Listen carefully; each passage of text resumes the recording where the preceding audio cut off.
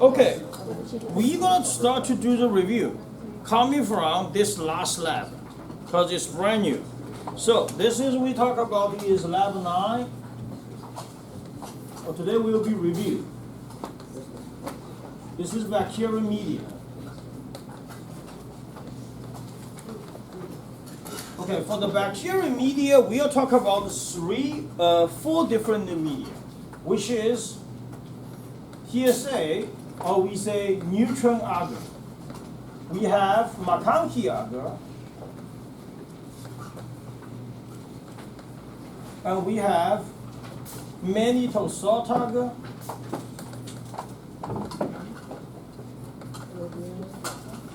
and we have blood agar.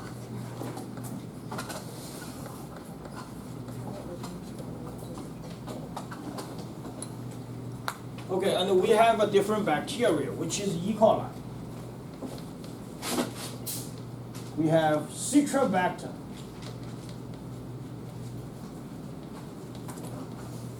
This is EC, this is CF, and we have Lactobacillus. And this is LF. So what's the growth situation looks like? So everybody needs to look at your plates. Let's look at the plates. Look at your neutron agar. Does everything grow? Yes? Neutron agar, everything is growth. So we write positive, positive, and positive. Macanchi agar, does everything grow? You should see there is 2 bacteria of grow, 1 bacteria didn't grow. On the Macanchi agar, which means E. coli is grow, Citrobacter is grow, Lactobacillus is not grow. Then why? So ask yourself why. Because Macanchi agar selective gram-negative bacteria, because crystal violet. Is that right? This is gram-negative bacteria, and this is also gram-negative bacteria. And the Lactobacillus is gram-positive bacteria, so it's not grown. And if you look at the color, you can see basically they look similar. E. coli is slightly, I will say E. coli is slightly pink color.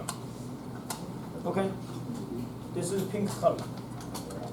And this is colorless. Because this is lactose fermentation positive, this is lactose fermentation negative. Okay, mannitol salt agar, which one is grow? Mannitol salt agar, if you see clearly, you should see. Is Citrobacter grow there? E. coli grow there? Lactobacillus grow there? This is not grow. Ideally, it should be. Or does anything grow? Look at your plates, what it looks like. Mannitol salt agar, what it looks like?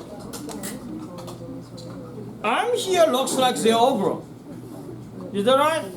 Yeah, I'm here looks like they all grow. So this is all grow. Which means these bacteria are a little bit resistant to the salt. And then you can see Citrobacter is relatively is yellow color. Okay? So we can say mannitol fermentation positive. You can add a quotation marks there. It looks like, not really. Okay, last one. We had a blood agar. Does blood agar everything is grow? Did you see blood agar everything is grow there? Do you see beta hemolytic? Blood agar should be everything is grow. And the E. coli is light beta hemolytic. And these I will say gamma hemolytic. And gamma hemolytic. Okay? This should be the table you need to fill in the exam. Is that good? Everybody get it? Based on your own situation. So, real, when you're grading this one, you will let you be a little bit flexible. Because based on the lab situation. Sometimes there's a stream which is mixed. So definitely grow and grow, you should write there. Here, you can write quotation mark, mannitol fermentation positive. Here you can say light beta hemolytic. And here you can say gamma hemolytic. Okay? Because based on what we see in the lab, we have to respect the lab results. Okay, so that's what we talk about in lab 9. So lab 8 and 7, what we did is pour plating and spread plating.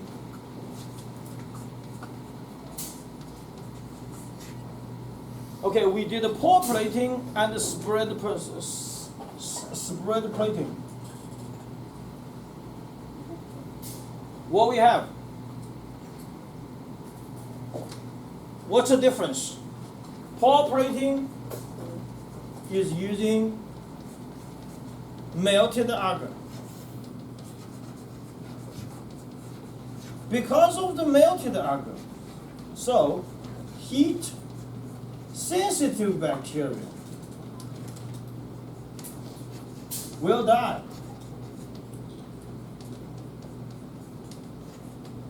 And spread plating on the agar.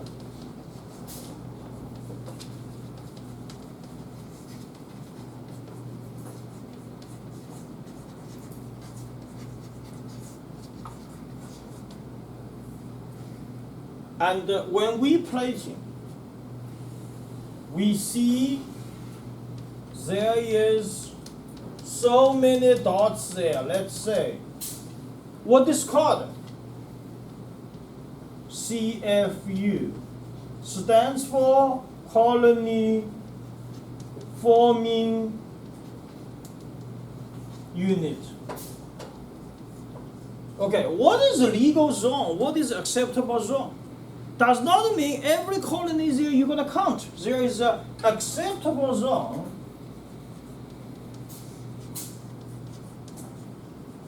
This acceptable zone is 30 to 300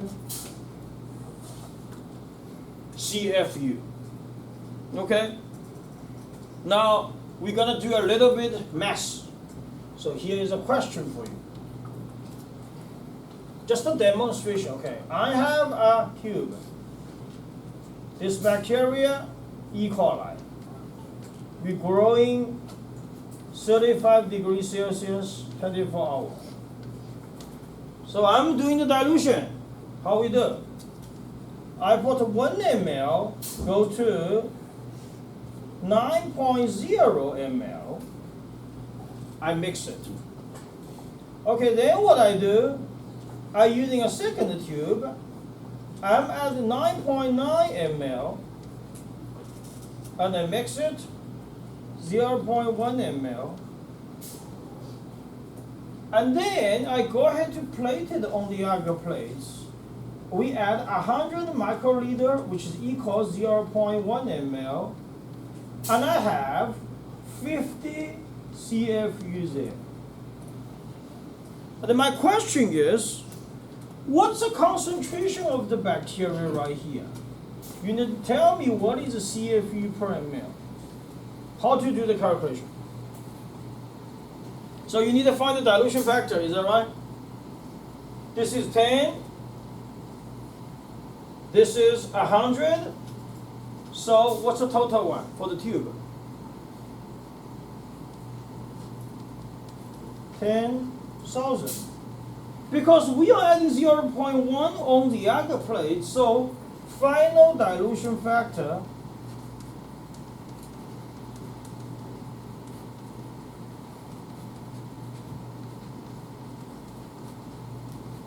is equals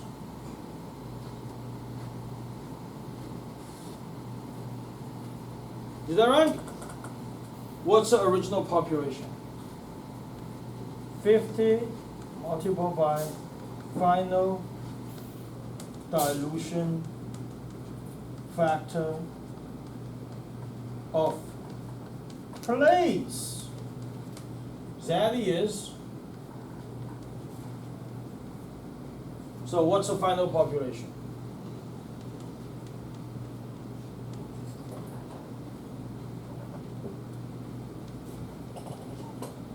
CFU per ml. And you can transfer to the log approximately 5.6 log 10 CFU per ml. Can you do the calculation? You can do it. Okay, if you are not familiar with this calculation, go ahead to study. This is self-study, dilution technology, chapter 10. We will have one question in the exam to ask you about that. And this is final, is a quiz, is a group work. We'll talk about next week. Okay, let you focus on the midterm exam first, then we talk about that. But this is the easy one. Okay, that's, you should get it. So that's chapter lab 7 and 8, that's lab 9. Okay, what we teach the so far, then we're gonna start from the beginning to talk about that. Lab 1, when we go lab 1, what do we talk about? Microscope use.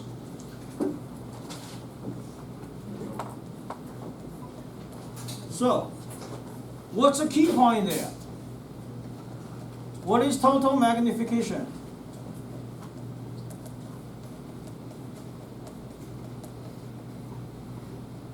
That's a magnification of ocular lens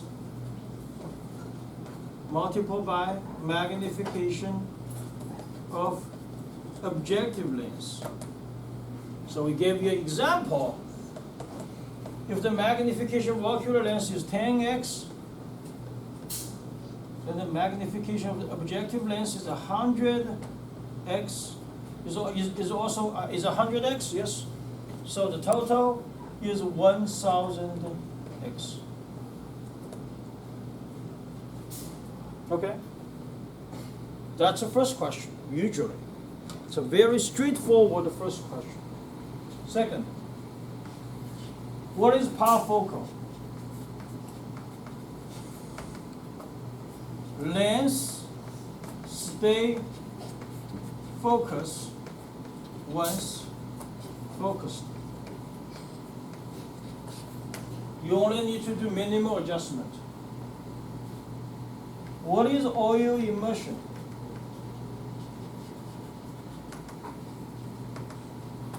Remove air gap. This is usually have to be accompanied with 100x. Is that right? With that. Okay. A very important thing. We're talking about working distance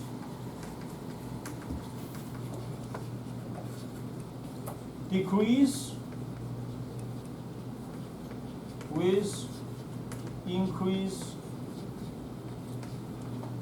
magnification of objective lens.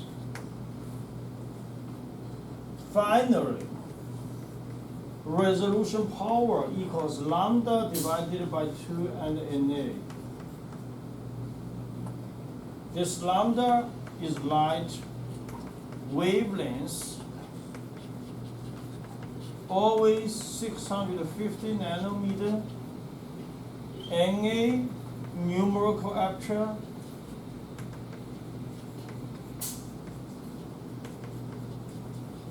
in here 1.25, so they equal 260 nanometer.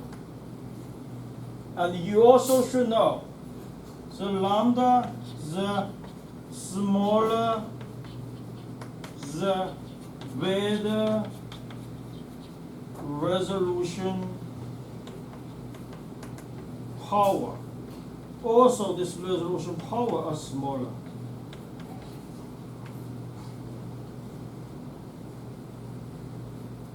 Okay, that's lab 1. Lab 2, what we did? Simplest thing. What's the simplest thing we talk about? Why we can do simplest thing? We have a bacteria, let's say it's very straightforward. That's negatively charged.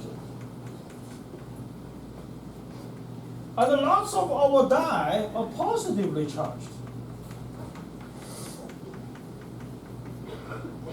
They could stack together. Okay? So what are the simplest things? Crystal violet, saffron, malachite green.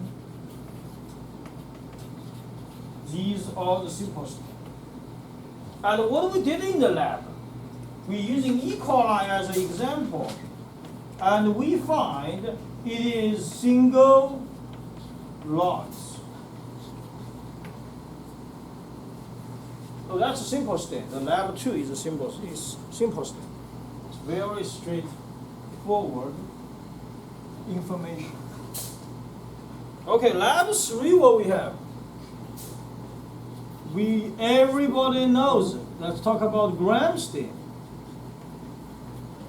So gram stain, we know the major procedure. Crystal violet. Add gramidine, mordant, decoloration 95% alcohol, and counterstain with saffron. And we have a 2 theory talk about that. Yes, cell wall and lipids theory. Chef, Yes? do you need that extra board? Yes, just move on is good. Cell wall and the lipid theory. Okay? Then we also talk about a very important thing is what kind of the situation will have gram variable stain. Which means everything will stain gram negative no matter what. So number 1, old culture, more than 48 hours. Number 2, what we do? Decoloration too long.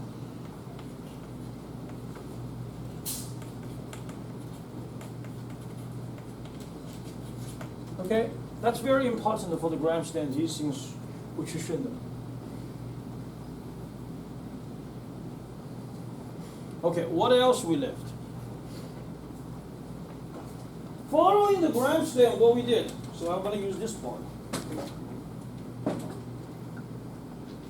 Following the gram stain, what we did. Oh, you can see it.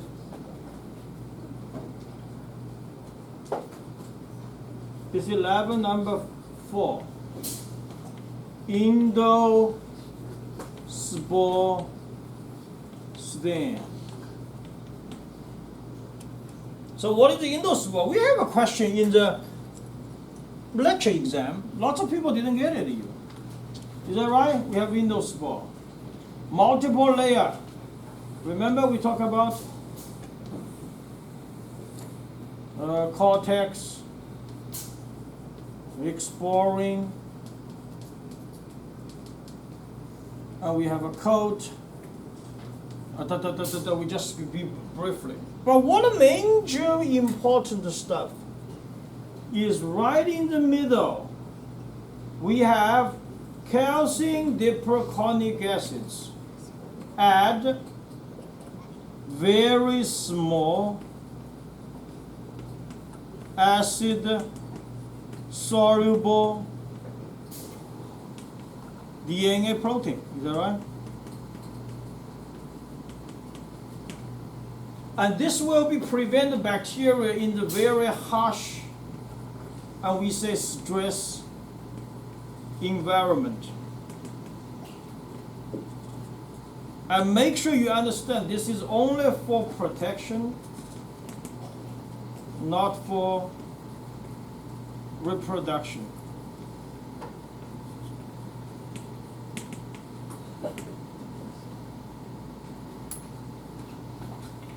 Okay.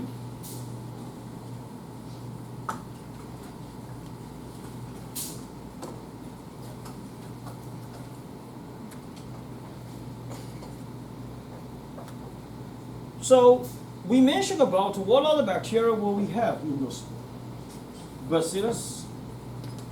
We did in the lab and the cross-treating.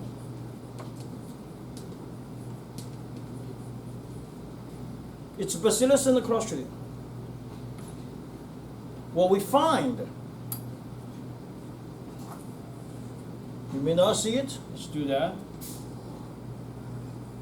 How we did it, we add a big smear, is green one.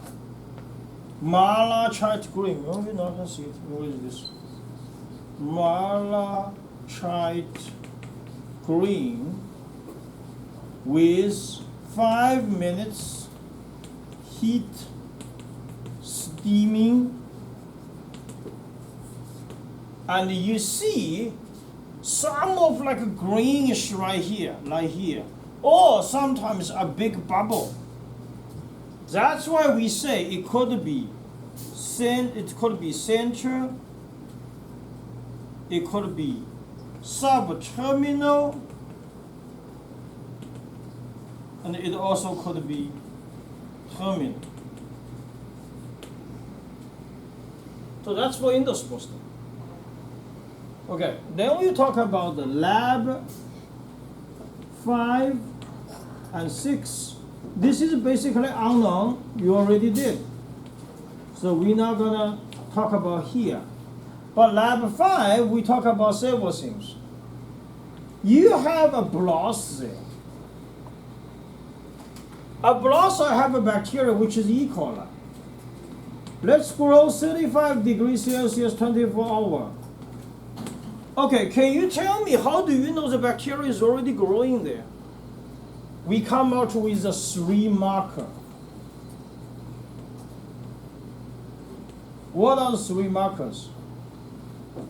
Number 1,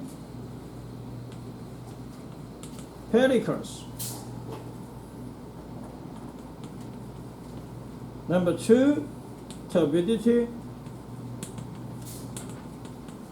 Number 3, sediment.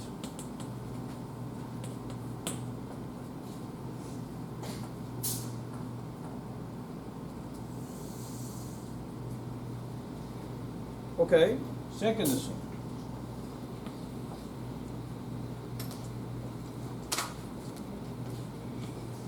If I have a slant, what we should do? We do a zigzag streak.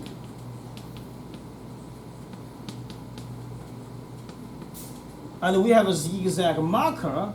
This is for temporary storage. Now, last thing is very important. We talk about pore plating, spread plating for numerate bacteria. We're gonna here talk about streak plating.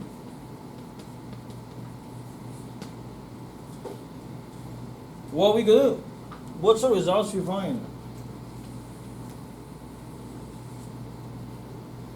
We do very intensive first course, less intensive second course, more or less intensive third course, and the last intensive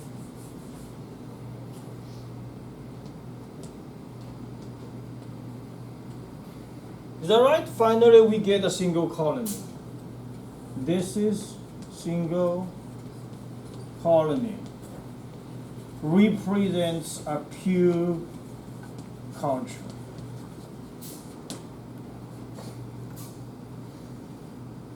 That's all we have. It's pretty much the outline for our lab so far. So usually, what I always tell lots of students, exam 1 is not difficult. It's the basic material. Lab final exam, relatively speaking, a little bit difficult because we do a lot of biochemistry tests. Now, final suggestion. Can somebody tell me what is the best material to review the exam? What's the best material? Now, some people will say fact sheets. Yeah, class notes, correct. But more important is your lab notebook. Your lab notebook is the best results to review because when we recorded, we have everything there, and you should go ahead to study. Okay? And this is also your study guideline. Question looks like 25. Short answer, very short answer, fill the blank and true or false, multiple choice. So for example, we could ask you to draw a 4 cordial of the streak plating, how you did that. We could ask you the procedure of the gram stem. It's very straightforward. It's not tricky at all. And we also gave out like three points of the extra points. And also be fair to every lab. Thursday, we will start exam, the first lab, 11 o'clock. That gives you enough time to review. Because otherwise, you are starting at 9:30, and other people are starting at 3. That's not very fair. We won't have a lecture that day. I want you fully focused to do a good job of the lab exam 1, to get as much as possible. Because like I said, usually we get not a very high grade in the final exam. The reason is the biochemistry. For some reason, it's not very high in the whole classroom. But midterm, or we say first exam, most often the time, we all do very good. Okay? So that's all we have.